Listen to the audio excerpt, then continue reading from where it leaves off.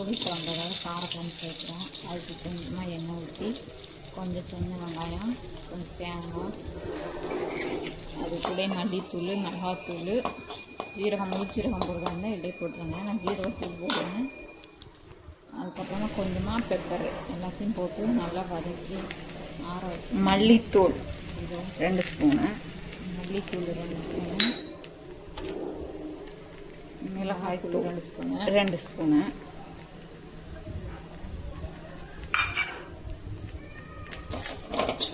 எல்லாத்தையும் நல்லா வதக்கிட்டு ஆற வச்சுக்கலாம். இது ஒரு நல்ல பேஸ்ட்டாக அரைச்சி வச்சுக்கலாம். அரைச்சி வச்சுட்டு அதுக்கப்புறம் வச்சுலாம் நமக்கு நல்லா வறுத்துட்டு ஆஃப் பண்ணி ஆற வச்சிடலாம். நல்லாயிருக்கும் பார்க்கறதுக்கு. அந்த பக்கம் ஆறதுக்குள்ளே இப்போ வச்சிடலாம். தக்காளி, மாங்காய், முருங்கைக்காய், கத்திரிக்காய், தக்காளி இதெல்லாம் தேவையான காயெல்லாம் கட் பண்ணி வச்சுட்டேன். வாங்க இப்போ குழம்பு வைக்கலாம். கடாயில் எண்ணெய் ஊற்றியாச்சு.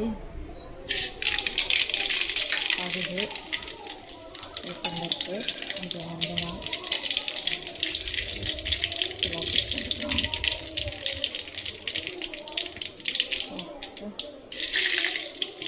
நல்லா பொரிஞ்சதுக்கப்புறமா காயை போட்டு நல்லா வதக்கணும்.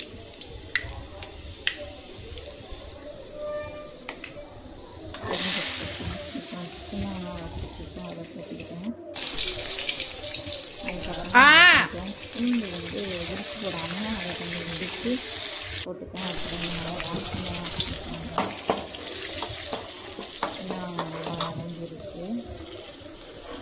மஞ்சள்தூள், ஜீரகத்தூள் போட்டு நல்லா கலக்கிட்டு நம்ம அரைச்சி வச்சுருக்க காய்கறியெல்லாம் போட்டு நல்லா வதக்கிட்டு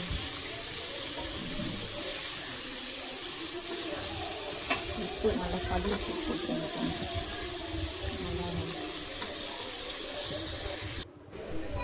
அதுக்கப்புறமா நான் அரைச்சி வச்ச பேஸ்ட்டை ஊற்றி கொஞ்சமாக புளி கரைச்சி ஊற்றிருக்கேன். அப்புறம் கொஞ்சம் நேரம் சிம்மில் போச்சுன்னா மூடி வச்சுருந்தேன். போச்சுச்சு மூடி வச்சு ஓப்பன் பண்ணியிருக்கேன். குழம்பு ரெடி. தொட்டுக்கு வந்து பீட்ரூட் பொரியல், காரக்குழம்பு, பீட்ரூட் பொரியல்.